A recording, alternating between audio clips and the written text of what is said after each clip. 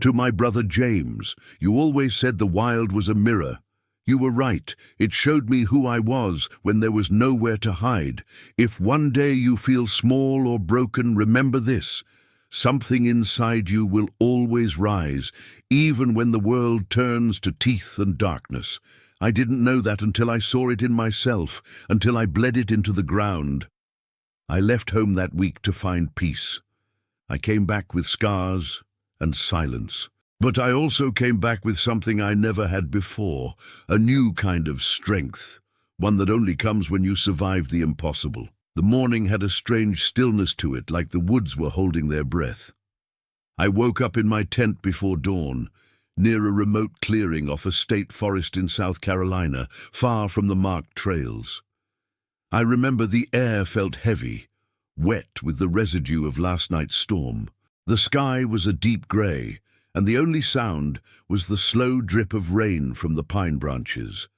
I had planned this solo camping trip for weeks, craving a break from the noise of work, of people, of everything. My mind had been restless for months. This was supposed to quiet it down. I made coffee over a small flame, wrapped in flannel, watching steam rise like smoke signals to no one. It felt almost sacred, that silence. But even then, something in my gut was restless, like the woods were watching me back. I took the path down toward the river, boots sinking slightly in the damp moss. My plan was to spend the day sketching by the water, maybe spotting deer or foxes near the stream.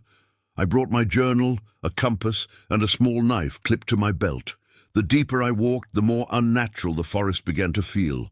The birds weren't singing, not one. No crows, no chickadees, not even squirrels skittering in the brush. Just wind and my own boots. I paused a few times to look around, suddenly aware of how alone I truly was. I convinced myself it was normal. Maybe the storm had scattered the animals. Still, I kept glancing behind me. The silence wasn't calm anymore. It was waiting. That's when I noticed the first sign. A strange mark on the side of a tree. Not a claw mark exactly, but like a deep, vertical scrape that dug into the bark too high for a bear. I reached out to touch it, and my fingers came away with something sticky. It wasn't sap, it was blood. Cold ran down my spine so fast I almost dropped my journal. Something had bled here recently. I looked around, scanning the underbrush. That's when I smelled it. Musk, thick and raw, like wet fur and rot. It was faint, but unmistakable. My heart thudded in my throat. I was being watched. I didn't know by what, but I knew it was close. I started walking faster, keeping my hand near my belt knife, even though I knew how useless it would be if something big came out of those trees. The forest suddenly felt tighter, the trees closer, like the woods themselves were leaning in. That's when I heard it, a low, almost inaudible chuff. Not a growl, not a bark, a warning. And it didn't come from behind, it came from above.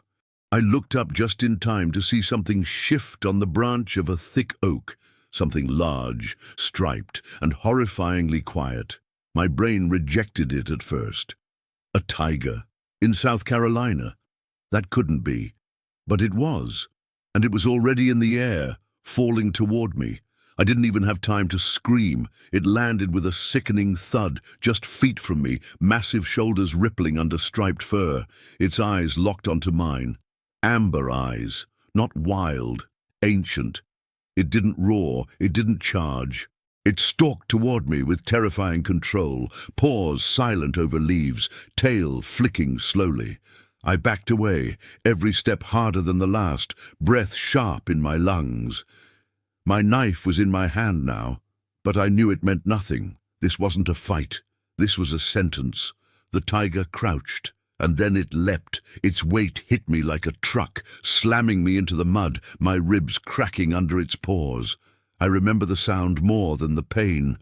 A wet crunch, followed by my own scream. Its mouth was on my shoulder, teeth puncturing through fabric and skin, and all I could do was thrash. I stabbed at it with the knife once, twice, but it barely flinched. Blood, mine and its, sprayed across my face. It was so close I could feel the heat of its breath in my ear, hear the deep rumble in its chest. I thought I was dying. No, I knew I was dying. My body was shutting down, pain flickering like lightning. Suddenly, a sharp, high-pitched noise cut through the chaos. A whistle. Not a bird, not the wind, a real human whistle. The tiger froze, just for a second. That second saved me. It turned its head, distracted, and that's when something slammed into it from the side. A blur of white and grey fur. Max, my neighbour's dog, the old Pyrenean who'd followed me half the way here and refused to leave. I hadn't even known he was nearby. He attacked the tiger with reckless fury, biting and barking, drawing its focus away from me.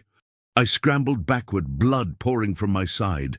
I don't remember how long the fight lasted. It was chaos, growls and snarls, and the sound of flesh tearing. At some point, the tiger turned and bolted into the trees, wounded and furious, crashing through the underbrush like a hurricane. Max limped toward me, his side bleeding but still wagging his tail. I collapsed beside him, crying into his fur, both of us trembling and alive. Just barely, but alive. Somehow we were alive. Then everything went still again. I don't remember much from the moments that followed. I was shaking so hard I could barely hold Max's collar. Blood ran down my arm, warm and constant, soaking into my jacket. I knew I had to stop the bleeding, but my hands wouldn't work right. Everything felt like it was underwater, slow, muffled, distant. I crawled to my backpack, dragged it toward me, and ripped it open with my teeth.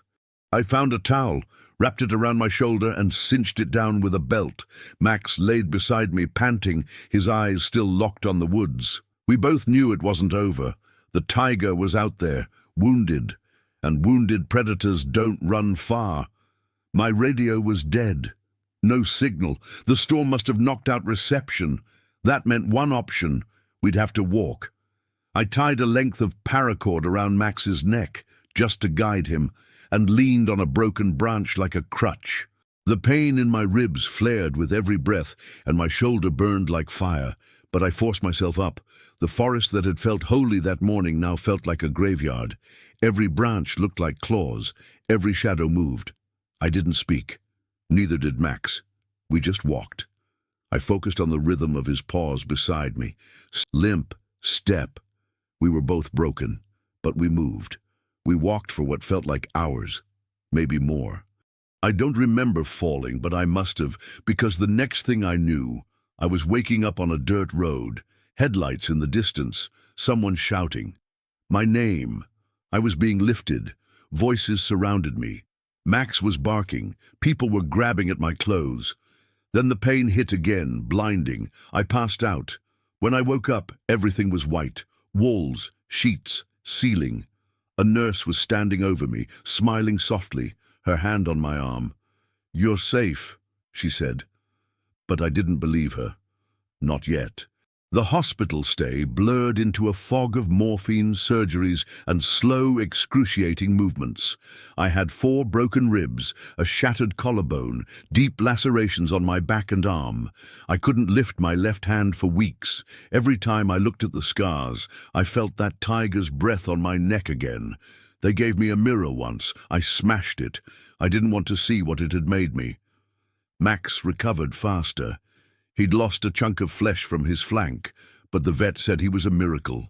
I visited him as soon as I could stand. He looked up, tail thumping, and I broke down right there in the clinic. I owe him my life.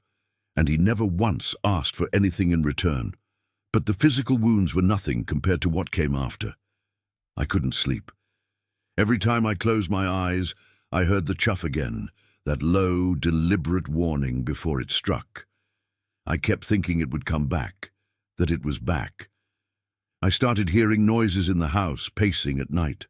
I'd wake up drenched in sweat, clawing at the air. I saw a therapist. She told me it was PTSD.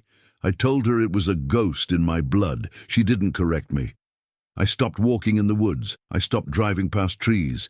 Sometimes I felt like I stopped breathing. I was trapped in that clearing again, under it, waiting for the end. One night, maybe 6 months later, I returned to my tent. Not the same one, a new one, in my backyard. I pitched it under the stars and slept outside. Wrapped in a blanket, Max refused to leave. I lay there and listened. For the first time, I heard the woods again.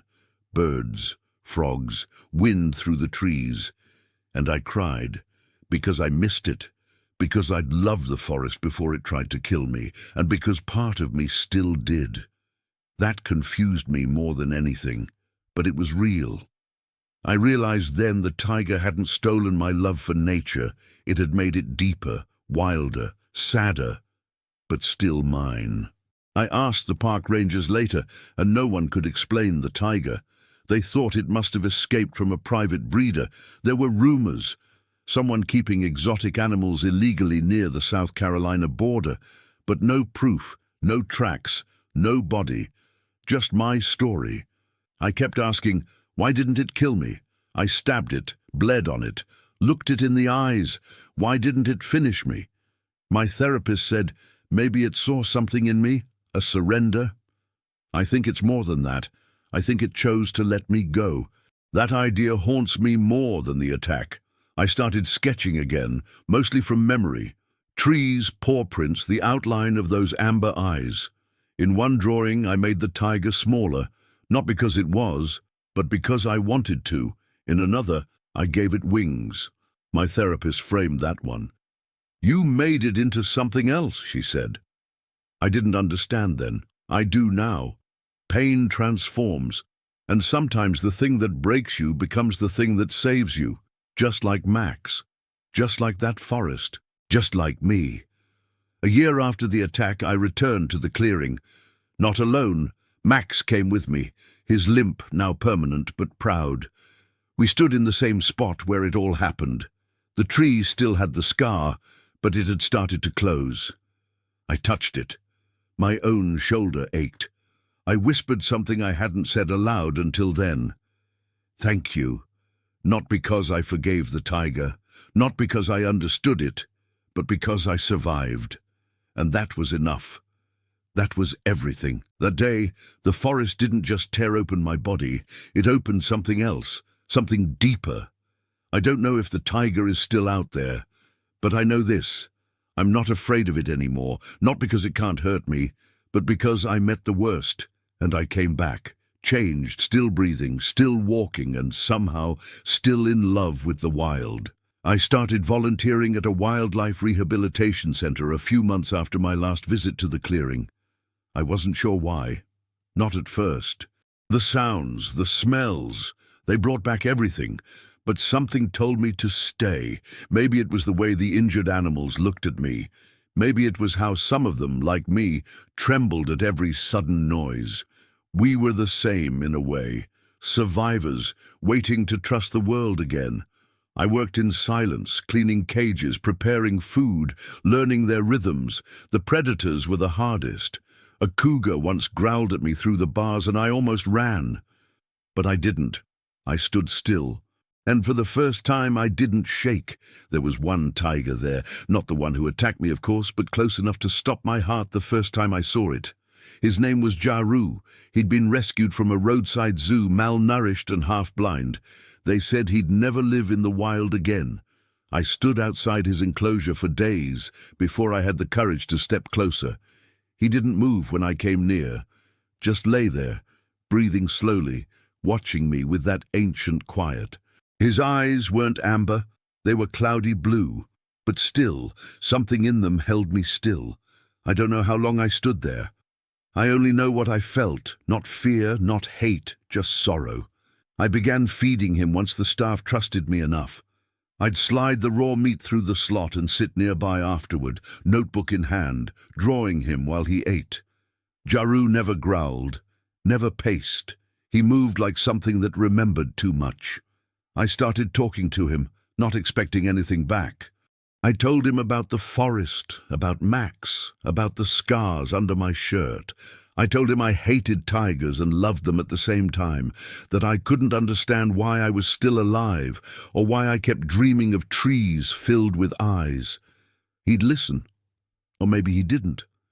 But in those moments I felt less alone. Max came with me a few times. The staff adored him, of course. He wore a little vest and limped proudly around the cages like he owned the place.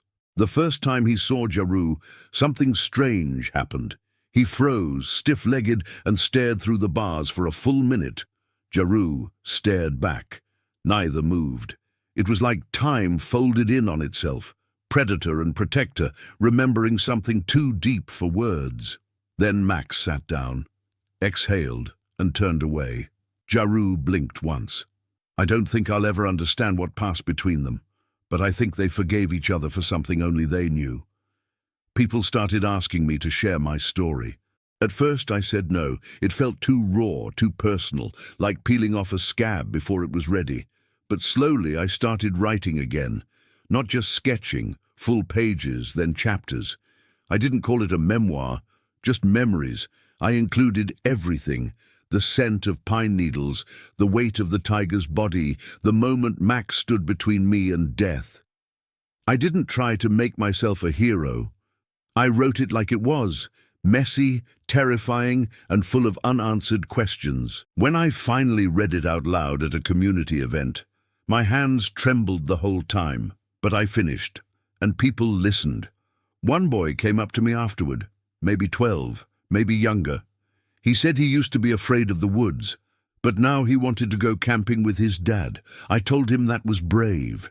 He asked if the tiger would come back. I told him no, but inside I thought maybe, because sometimes the wild finds you again. But that's not always a bad thing. Sometimes it returns not to destroy, but to remind of what you endured, of what you became. I carry that thought with me, even now. Every scar is a reminder, not of weakness, but of the moment you didn't die, of the moment you lived. Last month, Max passed away. He was 12, old for a dog his size. He went peacefully, in his sleep, curled at the foot of my bed like he always did. I buried him under the pine tree behind my house, where the ground is soft and the wind sings through the needles. I carved his name into a piece of stone and set it there, along with one of his toys and a photo of us by the river.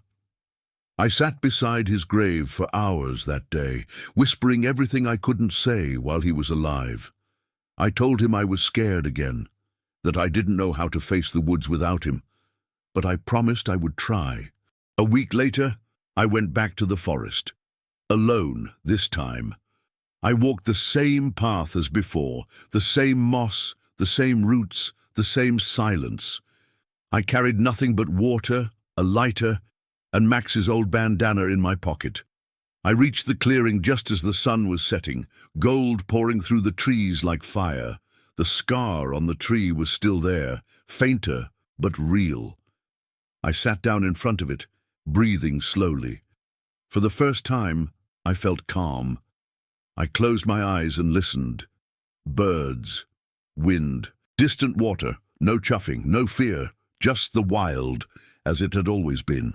And just maybe it welcomed me back. Now I speak in schools, at ranger stations, at wildlife seminars. I tell people not just about the danger of wild animals, but the beauty, the necessity of wildness, the truth that not everything out there wants to kill you, but everything out there wants to survive, just like us. I tell them about Max, about Jarroo, about the moment in the forest where I thought I'd die, and the deeper moment that came after, when I didn't. I always end with the same line, because it still holds true, even now, especially now. That day, the jungle didn't just leave a scar on my body, it carved a truth into my soul. I returned to the Wildlife Center one morning with a small package under my arm. Inside was a framed drawing of Max standing between me and the tiger. I had sketched it the week after he died, hands shaking, tears falling on the paper. It wasn't perfect. His fur was a little off, the tiger's eyes a little too large. But it captured the truth, the moment he made a choice, not out of instinct, but love.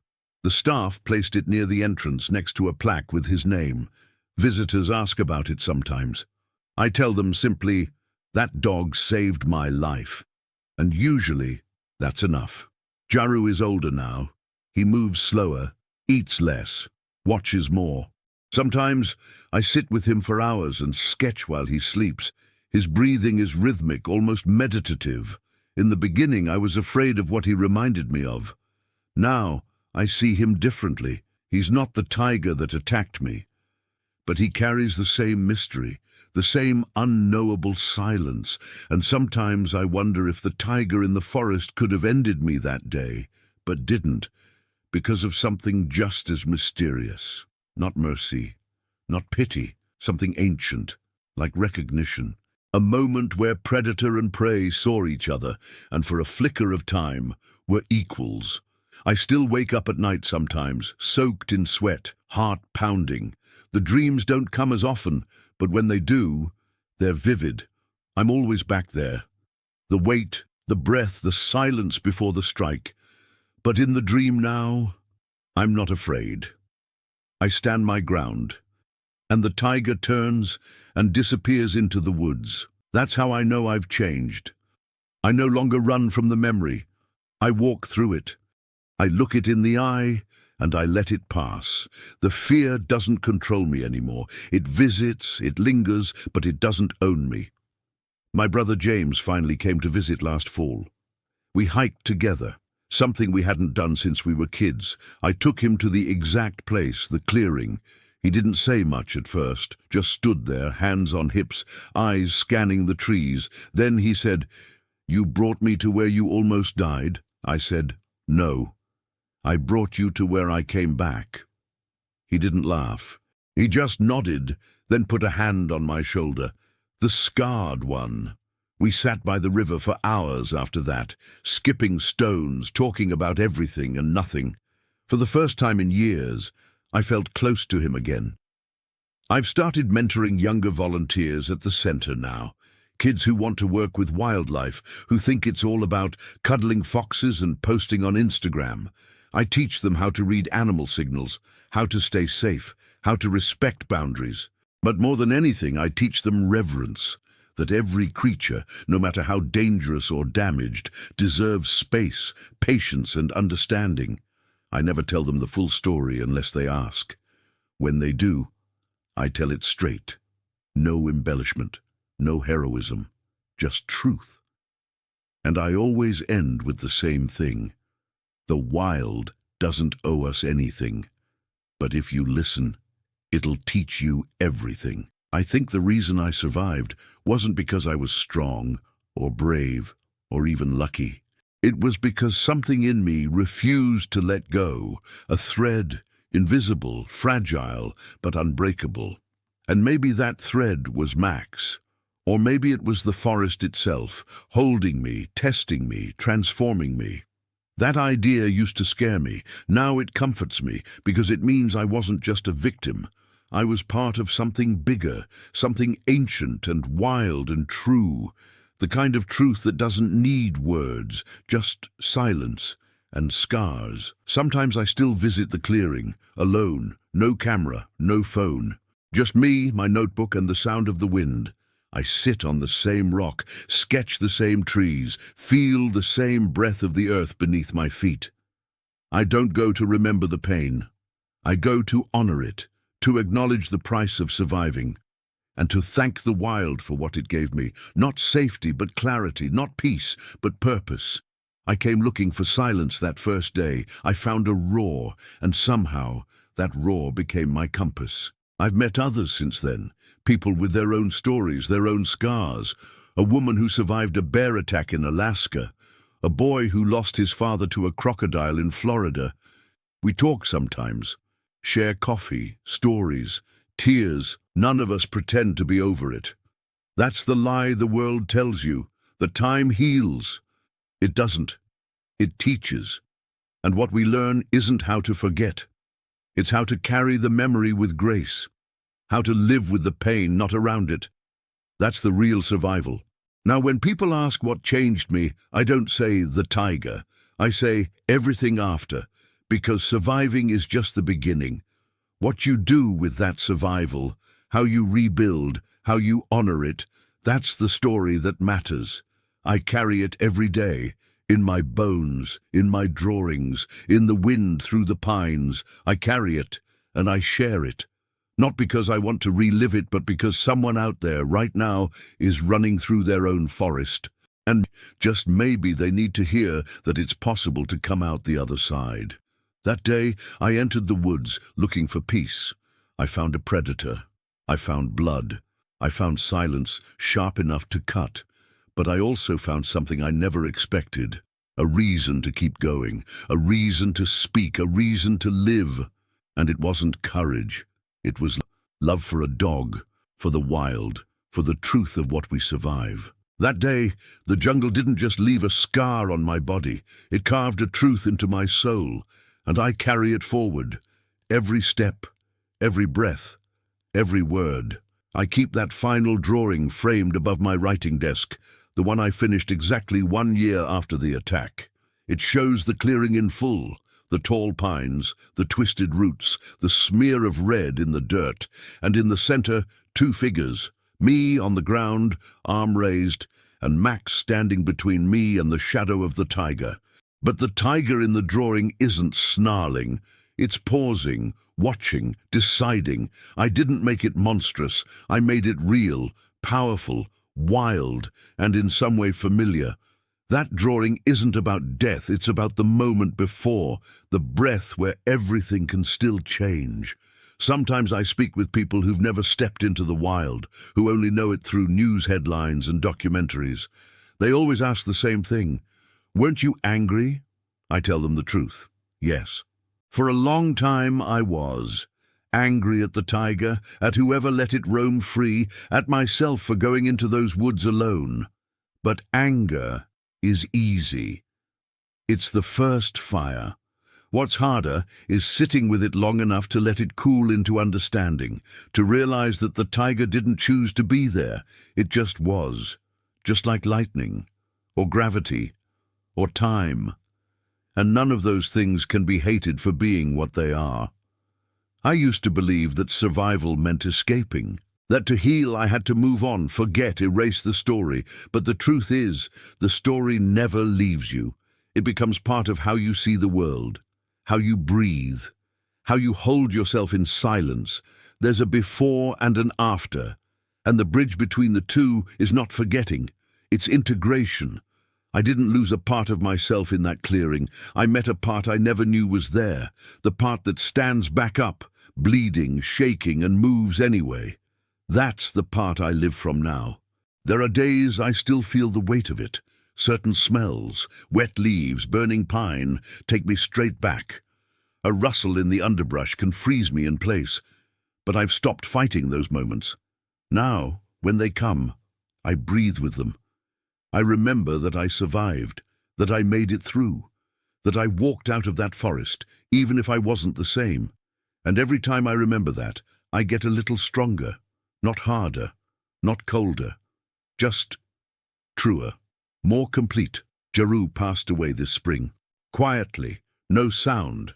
I found him curled under the shade of the oak beside his enclosure, eyes closed, body still. The vet said he went peacefully. No struggle. I buried a sketch with him, the one of Max, and I sat with him a while, hand resting on the cold dirt, whispering thank you, not because he was my tiger, but because through him I found a way to face what nearly killed me. He was the final chapter, the closing roar. And in his silence, I heard something I hadn't before. Release. Now I lead small guided hikes through protected forests. Nothing dramatic, nothing long. Just people learning how to listen to the woods again, how to notice, how to move with respect. I always start the same way. This forest doesn't belong to us. We're visitors. If we're lucky, it lets us pass. I don't mention the tiger unless someone asks. But I always carry a photo of Max in my pack. And if the moment feels right, I pull it out, let them see his eyes, his posture, his bravery. And I tell them he didn't save me because he thought he could win. He saved me because he loved me more than he feared death. A girl once asked me if I'd ever go back to that exact campsite, the one where it all happened. I told her yes, and I meant it.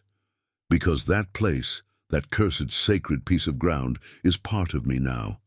I don't want to erase it. I want to honor it, not for the pain, but for what it revealed. For the raw, terrifying, beautiful truth it carved into me. I'm not who I was before that day, but I'm more real now, more honest, more awake. And that, I've learned, is worth every scar. There are nights I still dream of the forest. But the tiger isn't hunting me anymore. It walks beside me, silent, watchful, a presence, a reminder. I don't try to speak to it. I don't try to run. I just walk, and it follows, not as an enemy, but as a witness to everything I've become, everything I've chosen to remember, everything I refuse to forget. I don't think it ever truly leaves. And maybe that's the point. Maybe the wild marks us not to wound, but to wake. This story isn't about fear or pain or even survival. It's about transformation, about the way something can rip through your life like a storm and somehow leave you fuller than you were before. It's about how love can appear in the form of teeth and fur and impossible courage. About how a dog with a bad hip stood between me and death and taught me what it really means to be alive. That day, the jungle didn't just leave a scar on my body. It carved a truth into my soul. And every time I step into the trees, I hear it, in the wind, in the earth, in the silence that speaks louder than words. You survived. Now live like it mattered.